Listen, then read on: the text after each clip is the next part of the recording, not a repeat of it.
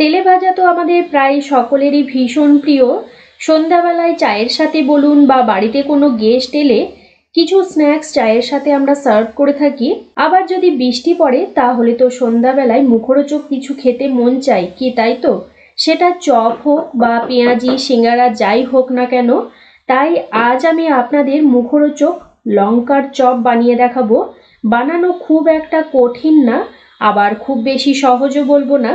তবে এই চপটা খেতে যেহেতু ভালো লাগে তাই আমি মাঝে মধ্যেই বানাই, তাই ভাবলাম আপনাদের সাথেও শেয়ার করি। নমস্কার, অনুর হেসেলে আপনাদের সকলকে স্বাগত। আসুন শুরু করি আমার আজকের রেসিপিটি। লঙ্কার চপ বা লঙ্কার ভাজি বানানোর জন্য আমি এখানে সিমলা মির্চ নিয়েছি 250 গ্রাম।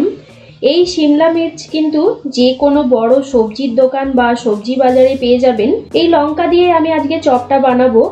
চপ বানানোর জন্য আমি প্রথমে লঙ্কাগুলো কেটে নেব।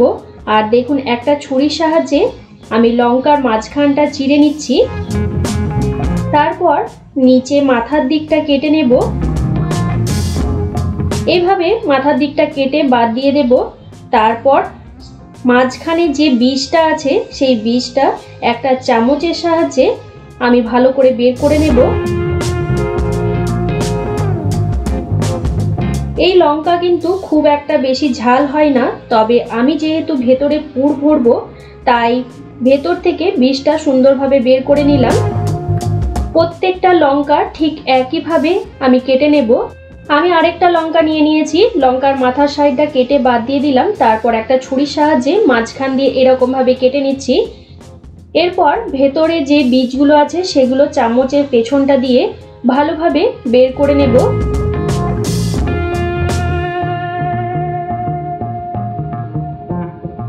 দেখুন, আমি পরিষ্কার করে ভেতরের বীজগুলো বের করে নিয়েছি। সব লঙ্কাগুলো কেটে নেওয়া হয়ে গেছে। এবার আমি একটা মশলা তৈরি করব, তাই হাম্বল দিস্তা নিয়ে নিয়েছি। তার মধ্যে নিয়ে নিচ্ছি হাফ চা চামচ গোটা ধনে, হাফ চা চামচ গোটা মৌরি, আর নেব হাফ চা চামচ গোটা জিরে। এগুলো কিন্তু আমি ভাজিনি, এটা কাঁচাই একটু থেতো করে নেব, মানে আধ ভাঙা করে ভেঙে নিচ্ছি। জিরে ধনে মৌরি আধ ভাঙা করে ভেঙে নেওয়া হয়ে গেছে। দেখুন, আমি আধ ভাঙা করে ভেঙে নিয়েছি। এবার পুরটা তৈরি করব, তাই কড়াইয়ের মধ্যে দিয়ে দেব 1 টেবিল চামচ সাদা তেল। তেলটা ভালোভাবে গরম হয়ে গেলে তেলের মধ্যে দেব আধ ভাঙা করে নেওয়া জিরে ধনে আর মৌরিটা। নাড়াচাড়া করে একটু ভেজে নেব। মশলাটা থেকে যখন সুন্দর একটা গন্ধ বেরোতে শুরু হবে তখন এর মধ্যে দিয়ে দেব থেতো করে রাখা আদা রসুন আর কাঁচা লঙ্কা। আমি কিন্তু পেস্ট করিনি, একটু থেতো করে নিয়েছি। নাড়াচাড়া করে আদা রসুন কাঁচা লঙ্কাটাকে ভেজে নেব। যতক্ষণ না কাঁচা গন্ধটা চলে যাচ্ছে ততক্ষণ পর্যন্ত নাড়াচাড়া করে ভেজে নেব।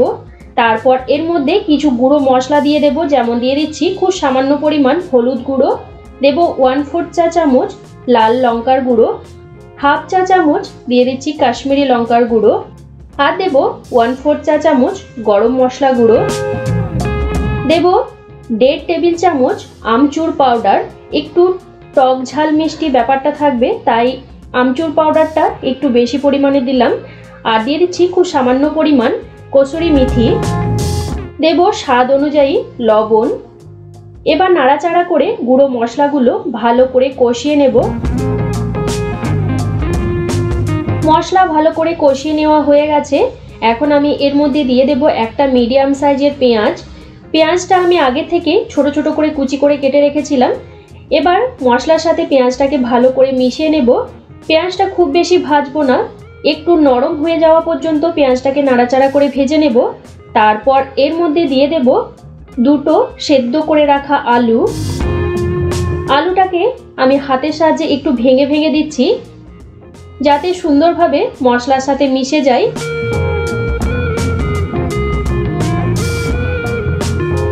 এবার মশলার সাথে আলুটাকে খুব ভালো করে মিশিয়ে নেব। খুন্তির সাহায্যে একটু চেপে চেপে আলুটাকে খুব ভালো করে স্ম্যাশ করে নেব। আপনাদের যদি স্ম্যাশার থাকে তাহলে একটু চেপে চেপে আলুটাকে ভেঙে নিতে পারেন। মশলার সাথে আলুটা খুব ভালো করে মিশিয়ে নেওয়া হয়ে গেছে। এখন আমি সবার শেষে দিয়ে দিলাম সামান্য পরিমাণ ধনেপাতা কুচি। এবার ধনেপাতা কুচিটাও ভালোভাবে মিশিয়ে নিচ্ছি। তারপর গ্যাসের ফ্লেমটাকে বন্ধ করে দেব। ব্যাস, আমার আলুর পুরটা তৈরি হয়ে গেল। আলুর পুরটা যতক্ষণ না ঠান্ডা হচ্ছে ততক্ষণে আমি বেসনের ব্যাটারটা তৈরি করে নেব। আমি একটা বড় বাটির মধ্যে নিয়ে নিচ্ছি 1 কাপ বেসন। বেসনের মধ্যে দিয়ে দেব হাফ চা চামচ হলুদ গুঁড়ো, দেব হাফ চা চামচ লবণ। লবণটা একটু বুঝে দিতে হবে, কারণ আলুর পুরটার মধ্যেও কিন্তু লবণ দেওয়া আছে। আর দিয়ে দিচ্ছি খুব সামান্য পরিমাণ বেকিং সোডা, দেব হাফ চা চামচ জোয়ান। আর জোয়ানটা হাতের তালুর মধ্যে রেখে একটু ঘষে ঘষে দেব, তাহলে জোয়ানের গন্ধটা বের হবে, তাতে চপটা খেতে বেশ ভালো লাগবে। এবার সমস্ত কিছু বেসনের মধ্যে খুব ভালো করে মিশিয়ে নেব। তারপর অল্প অল্প করে জল দিয়ে আমি বেসনের ব্যাটারটা তৈরি করে নেব। প্রথমে একসাথে অনেকটা জল দেব না, অল্প অল্প করে জল দেব আর মেশাতে থাকবো। ব্যাটারটা খুব বেশি পাতলাও হবে না, আবার খুব বেশি ঘনও হবে না, একটা থকথকে ব্যাটার তৈরি করতে হবে। আর ব্যাটারটাকে খুব ভালো করে ফেটিয়ে নেব। যত ভালো করে ফেটানো হবে লঙ্কার ভাজিগুলো কিন্তু তত ভালোভাবে ফুলবে। ব্যাটারটা আমি 2 থেকে 2.5 মিনিট সময় ধরে খুব ভালো করে ফেটিয়ে নিয়েছি। দেখুন ব্যাটারের ঘনত্বটা ঠিক এই রকম হবে, খুব বেশি পাতলাও করিনি আবার খুব বেশি ঘনও করিনি। এবার আমি লঙ্কাগুলোর মধ্যে পুরটা ভরে নেব। এদিকে আলুর পুরটাও ঠান্ডা হয়ে গেছে। আলুর মশলাটা অল্প অল্প করে নিয়ে ঠিক এই রকম ভাবে লঙ্কার যে ফাঁকা জায়গাটা আছে তার মধ্যে সুন্দরভাবে ঢুকিয়ে দিতে হবে। এরকম আরো নতুন নতুন রেসিপি দেখবার জন্য আমার চ্যানেল যদি এখনো সাবস্ক্রাইব করা না থাকে তাহলে সাবস্ক্রাইব করে পাশের বেল নোটিফিকেশনটা প্রেস করে রাখবেন, তাহলে আমি চ্যানেলে যখনই কোনো নতুন রেসিপি শেয়ার করব সবার প্রথমে নোটিফিকেশন আপনাদের কাছে পৌঁছে যাবে। আর যারা ফেসবুক বা ইনস্টাগ্রাম থেকে ভিডিওটা দেখছেন তারা আমার পেজটাকে ফলো করে দেবেন। দেখুন আমি পুরটা কিন্তু লঙ্কার ভেতরে খুব সুন্দরভাবে ভরে দিয়েছি। ঠিক একইভাবে আমি বাকি সব লঙ্কাগুলোর ভেতরে পুর ভরে নেব। ঠিক যতটা ফাঁকা আছে আমি একটু চেপে চেপে ভেতর পর্যন্ত পুরটাকে সুন্দরভাবে ভরে নিচ্ছি। যত পুরে ঠাসা থাকবে তত কিন্তু লঙ্কার চপটা বা লঙ্কার ভাজিটা খেতে বেশি ভালো লাগবে। দেখুন প্রত্যেকটা লঙ্কার ভেতরে আমি পুর ভরে নিয়েছি। এবার চপগুলো ভেজে নেওয়ার পালা। কড়াইয়ের মধ্যে দিয়ে দিচ্ছি বেশ অনেকটা পরিমাণ সাদা তেল। তেলটাকে খুব ভালো করে গরম করে নেব। এদিকে বেসনের ব্যাটারের মধ্যে আমি দিয়ে দিচ্ছি খুব সামান্য পরিমাণ গরম তেল।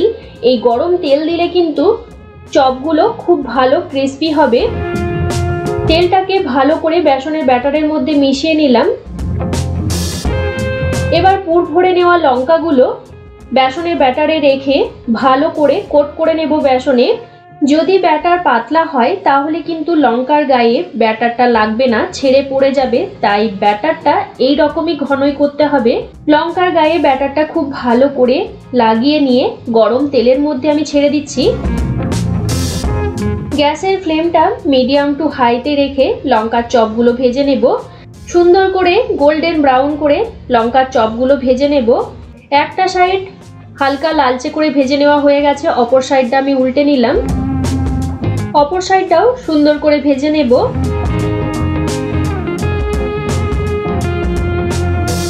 একটা চপ সুন্দরভাবে ভেজে নেওয়া হয়ে গেছে, এখন আমি তেল থেকে তুলে নিচ্ছি। আমি একটা একটা করে লঙ্কার চপ ভাজছি, যেহেতু আমার কড়াইটা খুবই ছোট। আপনারা যদি বড় কড়াইতে করেন তাহলে কিন্তু 2-3টে করে চপ একসাথে ভেজে নেওয়া যাবে। আবারও আমি পুর ভরা একটা লঙ্কা নিয়ে নিয়েছি। এবার বেসনের ব্যাটারের মধ্যে ভালো করে মাখিয়ে নিয়ে গরম তেলের মধ্যে আস্তে করে ছেড়ে দেব। গ্যাসের ফ্লেমটাকে মিডিয়াম টু হাইতে রেখে আমি গোল্ডেন ব্রাউন করে ভেজে নেব।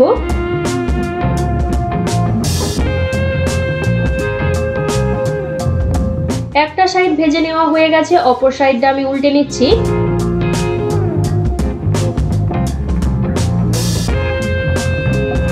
চপটাও ভেজে নেওয়া হয়ে গেছে, আমি তেল থেকে তুলে নিচ্ছি।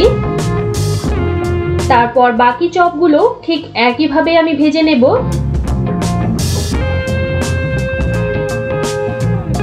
প্রত্যেকটা চপ ভেজে নেওয়া হয়ে গেছে। দেখুন লঙ্কার চপগুলো দেখতে কতটা সুন্দর লাগছে। একটা চপ আমি আপনাদের কেটে দেখাই।